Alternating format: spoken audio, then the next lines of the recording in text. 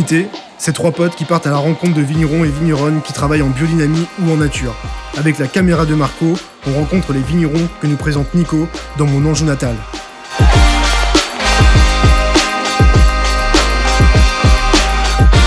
Sauf cet été où on est allé dans le Jura et on vous présente ce hors-série.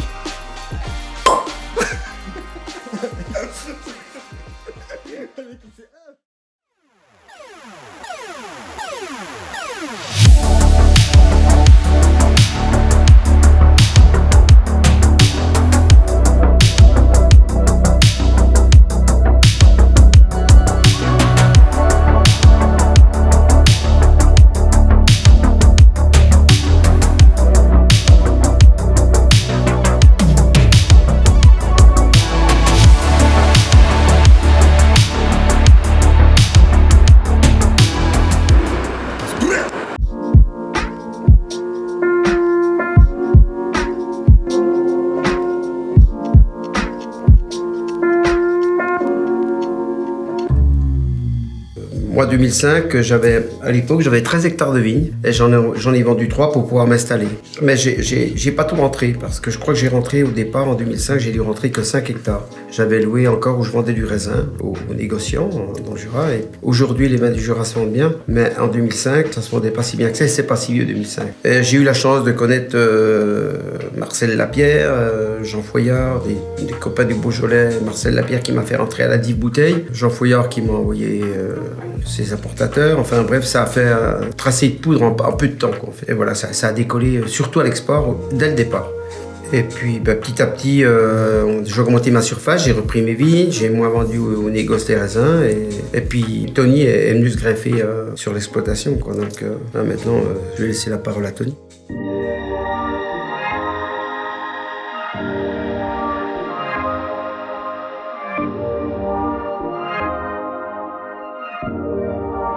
J'ai fait 2 millésimes sur 2 hémisphères différents en 2004, donc Australie en premier, puis ensuite Napa Valley aux États-Unis, donc 2 vendanges en une année. Et je suis revenu après en 2005. Donc avant, je sortais de mes études là. Voilà. J'avais fait un commerce des vins à Paris et puis je suis parti direct à l'étranger pour voir un petit peu les vinifs étrangères, pour voir la grosse industrie du vin, donc pour voir ce que je voulais pas faire. Pour se faire une idée des cuves à 1 million de litres à perte de vue dans le désert australien.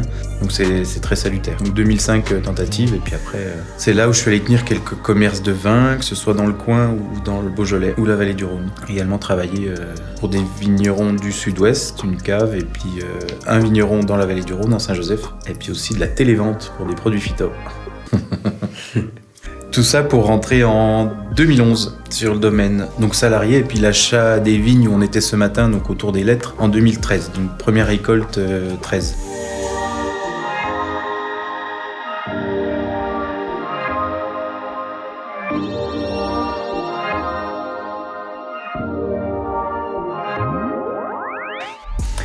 Donc dans la même dynamique, c'est-à-dire des herbages mécaniques, levure indigène, sans intrants, puis reprise du domaine ici il y a 1 an et demi. Voilà.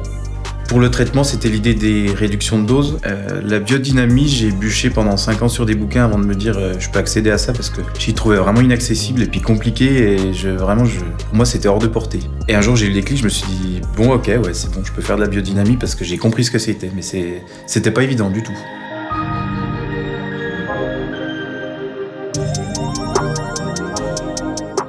L'idée de laisser l'herbe, c'est pour plein de choses, pour la protection du sol, ramener une biodiversité, comme une agroforesterie en fait, qui ramène la vie, qui te protège finalement des autres parasites. En fait, c'est que du bénéfice, excepté le fait que ça se gère et que ça consomme dans le sol en concurrence avec la vie.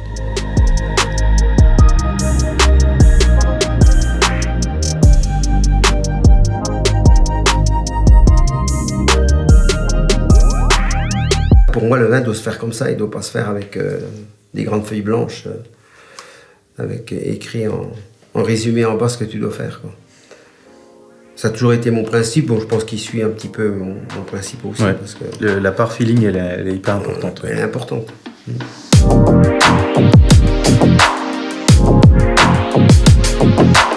On peut en dire quelque chose là, de toutes ces beats Alors là,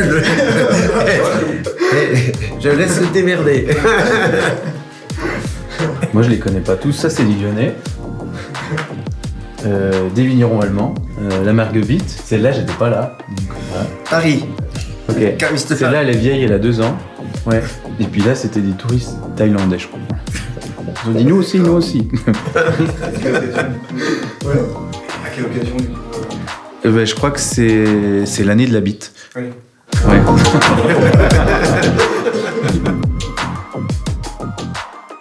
va bien, tu vois. 2011-41. Oh putain, familière, tu s'extasies.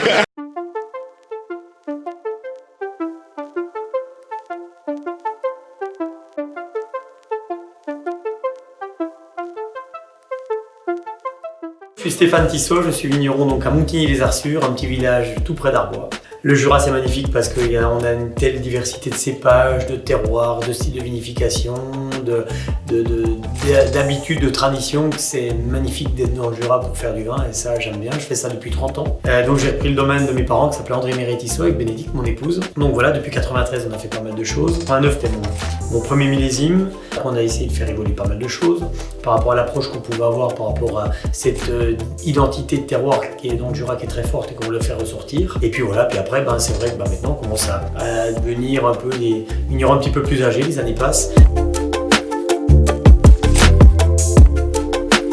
J'ai commencé donc à avoir 5 ans d'études à Beaune, viticulture œnologie classique, où quand je suis sorti en 89 justement, on m'a dit que l'avenir c'était la technologie, parce que c'est vrai que c'est ce qu'on nous a appris à l'époque, c'est ce qui marchait, c'est-à-dire que l'être humain, vous pensez que la nature devait être contrôlée. Parce que c'est vrai que maintenant, chaque fois qu'il y a une canicule, chaque fois qu'il y a un coup de vent, chaque fois qu'il y a un coup de pluie, on dit tout le monde s'en plaint.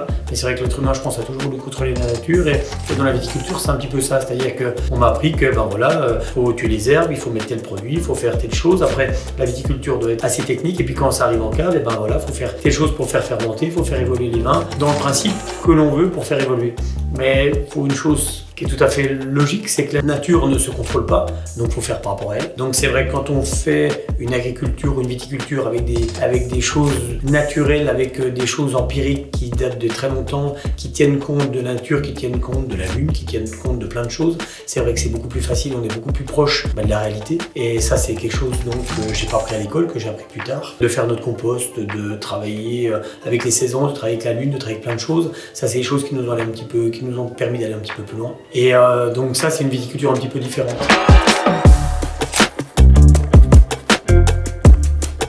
Comme j'ai Bénédicte mon épouse, c'est vrai qu'on fait une biodynamique qui est peut-être un petit peu plus simpliste parce que moi je suis pas dans le style Steiner tous les matins, c'est pas mon truc, je suis plutôt en concret, je suis plutôt peut-être un manuel, plutôt quelqu'un qui aime bien plutôt comprendre les choses plutôt que de les apprendre. Donc c'est vrai que par rapport à ça, on est sur une biodynamie depuis 2004 qui correspond à ce qu'on veut, on respecte toutes les règles de biodynamie, avec quelque chose un petit peu peut-être plus simpliste, mais pour moi la biodynamie est tellement proche de l'homéopathie que quand on fait passer des informations aux plantes et au sol, c'est vrai que on va amener ça sous forme de 500, 501, Mariatoun, ce que vous voulez. Mais je pense que l'influence humaine, tout ce qui va tourner aussi autour du vivant, est aussi important. Avec mon épouse, on exploite 50 hectares de vignes, donc en tout, ça fait du monde. C'est-à-dire qu'on est 32 équivalents temps plein.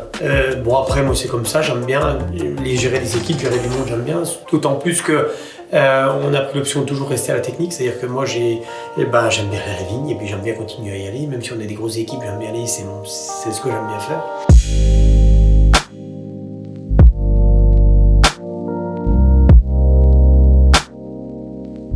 L'évolution d'un chef en cuisine est proche de l'évolution d'un vigneron. Parce que au début, quand on a 25 ans, c'est facile de faire des choses qui marquent un peu les gens, qui se dénotent des choses. Par exemple, que ça soit dans le vin, moi à l'époque je faisais des choses peut-être un petit peu plus extraites, un petit peu plus boisées, un petit peu plus structurées, plus alcooleux. Comme des restaurateurs à l'époque faisaient des sauces un petit peu plus concentrées, des choses plus... C'est facile de faire de chercher le concentré, que ça soit dans le vin ou dans la cuisine. Et je pense que plus on avance avec l'âge, et plus on se rend compte que la finesse c'est vachement important. Et ce qui est intéressant, c'est l'équilibre. C'est-à-dire que ça soit l'équilibre dans le vin, l'équilibre dans le plat. C'est surtout avec des choses qui sont très concentrées, mais surtout avec la finesse et puis surtout le plaisir de le manger, le plaisir de le boire. Et je pense que la carrière du goût entre un chef et un viticulteur, c'est souvent assez proche parce que finalement, je pense que c'est ça qui est intéressant, c'est d'essayer à la fin de mélanger concentration, finesse, complexité et puis surtout plaisir. Et je pense que ça soit dans le vin, dans la cuisine, c'est ça l'aboutissement. Et puis je pense qu'il faut travailler là-dessus, puis c'est ça qui est intéressant.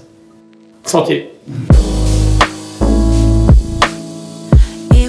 So easy when we met. Future ahead of